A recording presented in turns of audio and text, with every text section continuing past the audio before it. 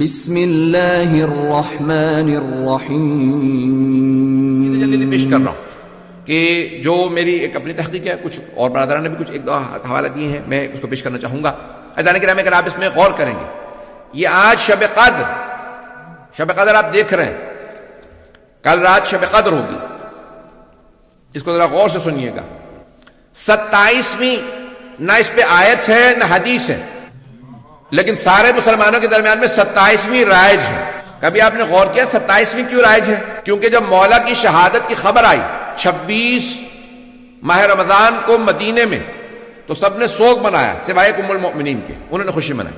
اور پھر جب شام خبر پہنچی تو معاویہ نے 27 کو جشن کا اعلان کیا اور کہا یہ افضل ترین رات ہے، کیونکہ آج ہمیں اچھی خبر ملی ہے. اس نے خوشیاں مناؤ. کیوں؟ کیا ہوا؟ کہا علی جو ہیں وہ کوفے میں سجدے کی حالت میں مسجد کوفہ کے اندر مار دیے گئے. شہید تو ہم کہہ رہے ہیں، وہ تو کہہ رہے ہیں مار دیے گئے، کیونکہ وہ مسلمان نہیں مانتا تھا مولا کو. تو عزیزان گرامی، یہ آج کسی مسلمان سے کہتے ہیں، پوچھ لیجئے، جا کے کہیں سوال کریں، گلی میں کوئی کھڑا ہوگا فوراً، یہاں پہ بھی اہل سنت میرے برادران آتے ہیں، ہر روز آتے ہیں، ان سے پوچھ لیجئے. عزیزان گرامی، کسی بھی آپ اہل سنت سے پوچھ لیجئے، اگر کوئی پہلے 3 خلفاء میں سے کسی پہ لعنت کرے، آپ کا اس کے متعلق کیا خیال ہے؟ تو سارے کے سارے ہمارے سنی بھائی، مسلمان بھائی کہیں گے وہ دین سے خارج ہے، کافر ہے. ایسا ہے یا نہیں؟ کہ جو پہلے 3 خلفاء پہ لعنت کرے وہ دین سے خارج ہے، وہ کافر ہے. اچھا، اگر کوئی چوتھے خلیفہ پہ لعنت کرتا ہے، اس کے متعلق کیا خیال ہے؟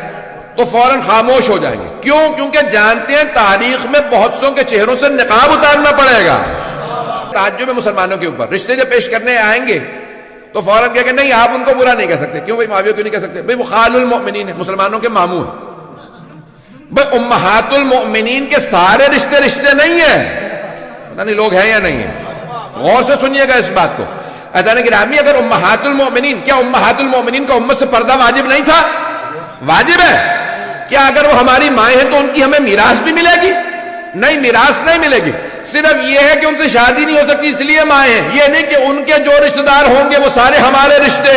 اگر ان کا کوئی باپ ہے تو وہ نانا، بھائی ہے تو ماموں. یہ نہیں کہا قرآن نے، نہ رسول رشتے نہیں ہے. لیکن بہت سے لوگ جو ہیں وہ فوراً حضرت ام حبیبہ کو پیش کر دیتے کیونکہ ان کے بھائی تھے تو ہم ماموں بنتے، اب برا نہیں کہہ سکتے. اچھا، تم ایک ماموں پیش کرو گے تو ایک ماموں ہمارے پاس بھی ہے، ان کا نام ہے حضرت محمد ابن ابی بکر. نہیں، انہیں نہیں ہم مانتے کیونکہ وہ بہن کے خلاف جنگ کر رہے تھے، علی کے ساتھ مل گئے تھے. پتہ نہیں لوگ. اصول ایسا بناؤ جو ہر جگہ کارآمد ہو. یہ حوالہ بہت سے مجھے مصنف المصنف کے اندر بھی ہے، لیکن میں نے خود تلاش کیا، مجھے بخاری میں بھی مل گیا. صحیح بخاری میں موجود ہے کہ سعد بن ابی وقاص نے کہا معاویہ تو احرام میں ہے، حج پہ آیا ہے، علی کا نام لے کے توہین کر رہا. اس نے وہاں پہ بھی توہین کی ہے. عزیزان گرامی، وہ افراد جو اتنی توہین کر رہے ہیں، کس نے پیسے دیے تھے؟ پھر جودہ بنت اشس کو 5000 کس نے بھیجے تھے؟ کس نے کہا تھا اپنے بیٹے سے شادی کرا دوں گا؟ کس نے کہا تھا کہ تو زہر دے دے؟ زہر میں نے بھجوایا. پہلے جو 6 زہر دیے تھے وہ کمزور تھے، ایسا زہر بھیجا کہ جگر کے ٹکڑے ہو جائیں. کس نے کہا تھا؟ یہ جو مسلمان کہتے ہیں کہ ہمیں معلوم نہیں، تو پھر معلوم کر لو. نہیں معلوم تو ہم سے پوچھ لو، تمہاری کتابوں سے دکھا دیں گے. عزیزان گرامی، جس نے ابھی میں نے صرف اس کے بدعتوں کا باب ہی نہیں کھولا.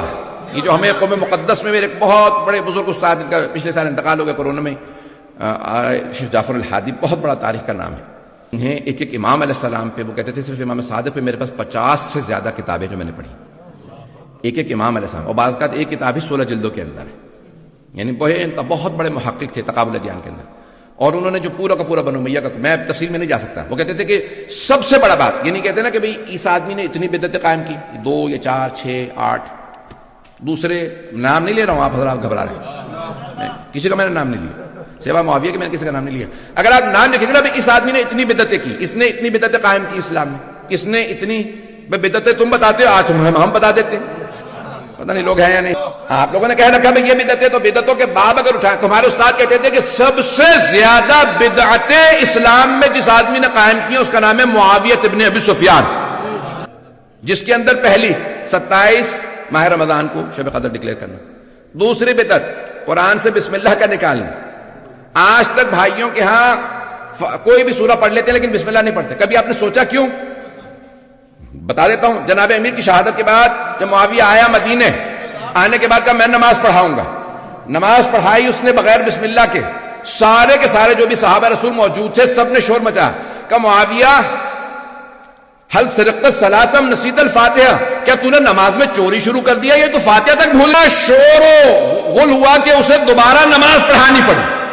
اس نے دوبارہ نماز پڑھائی اور اس کے بعد کہا میں قسم کھا کے کہتا ہوں کہ جب تک قرآن سے بسم اللہ نہیں نکلوا دوں گا تب تک چین سے نہیں بیٹھوں گا. جانتے کیوں بسم اللہ سے چڑتی؟ کیونکہ علی کہہ گئے تھے بائے بسم اللہ کا نقطہ میں ہوں.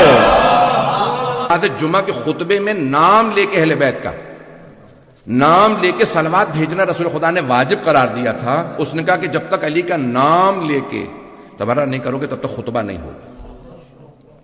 اور شام والے تو یہی سمجھتے تھے کہ معاذ اللہ کوئی کافر ہے. یہاں تک کہ جب اعلان ہوا شام میں دمشق شہر میں کہ مسجد کوفہ میں حالت سجدہ میں علی کو مار دیا گیا، تو انہوں نے کہا بھی علی مسجد میں کیا کر رہے تھے؟ سجدے میں. تم نے تو بتایا تھا علی 1000 رکعت پڑھنے والا. کہا وہ بے نمازی. کس نے؟ معاویہ ابن ابی سفیان نے. آج تک ہمارے بھائیوں کے ہاں یہ حدیث موجود ہے، روایت موجود ہے.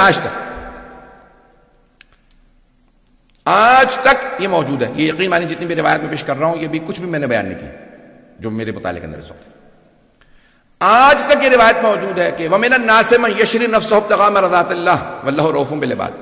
یہ جو آیت ہے سورہ بقرہ کی آیت نمبر 207 ظاہر. توجہ ہے نا؟ یہ شب ہجرت جب جناب مولا کائنات بسر رسالت میں سوئے تو یہ آیت نازل ہوئی. مومنوں میں سے ایک ایسا ہے کہ جو اپنے نفس کو اللہ کی مرضات کی خاطر بیچ دیتا ہے نا آئے ذہنوں میں. معاویہ نے ایک صحابی کو پیسے دیے، کہا کہ آپ کو پیسے دے رہا ہوں کوئی ایسی حدیث بنا دو پیغمبر سے کہ کہو کہ یہ علی کے لیے نہیں آئی، یہ عبد الرحمن ابن ملجم کے لیے آئی. کیا کچھ نہیں ہوا اہل بیت علیہ السلام کے خلاف. ممبروں سے جناب امیر کی توہین ہوتی رہی 40 برس 70 برس مسلسل. ممبروں سے باقاعدہ واحد ایک صوبہ تھا پورے کے پورے حکومت اسلامی کے جس کا نام تھا سیستان. یہاں سے آسیستانی سیستان، جس کو کہا گیا بعد میں پھر سگستان. سگ کہتے ہیں کتے کو، یعنی یہ کتوں کا صوبہ ہے کیونکہ یہ علی کو تبرہ نہیں کرتے. واحد صوبہ تھا جس میں مولا علی علیہ السلام کا کہا نہیں ہم علی پہ تبرہ نہیں کریں. سگستان کہا گیا. پھر وہ عربی کے اندر کوئی گاف نہیں ہے تو ہو گیا سجستان، پھر بعد میں سیستان. توجہ ہے؟ مجھے پتا لوگوں کو سامسونگا رہے گا بھی. عزیزان گرامی تاریخ بڑی تلخ ہے. اگر آپ اٹھا کے دیکھیں تو جناب امیر علیہ السلام کے خلاف بے انتہا مظالم ڈھائے گئے، بے انتہا مظالم. اور مولا کائنات علیہ السلام یہ نہیں کہتے میرے بیٹو ان سے لڑنا مقابلہ کرنا، نہیں کہا جیسے میرے ہاتھ کٹے ہوں. کون؟ شیر خدا فاتح خیبر. میں ایک صاحب سے کہہ رہا تھا، میں نے کہا 3 خلافتوں میں مولا نے کوئی جنگ نہیں کی، کہیں جنگ میں حصہ نہیں لیا. کیوں؟ کہا بوڑھے ہو گئے تھے. اچھا میں نے کہا اتنے بوڑھے ہو گئے تھے تو پھر جیسے اپنی خلافت آئے پھر دوبارہ جنگیں شروع کر دیں. عزیزان گرامی مسلمانوں سے کہے خدا را امیر آنکھیں کھول کے دیکھو، اتنا بغض و عناد جناب امیر کے خلاف صدیوں کے بعد آج تک باقی ہے. کتنے بند باندھے گئے کہ آج تک مولا علی کا بغض لوگوں کے دلوں سے کم نہیں ہوا، نفرتیں کم نہیں ہوئی.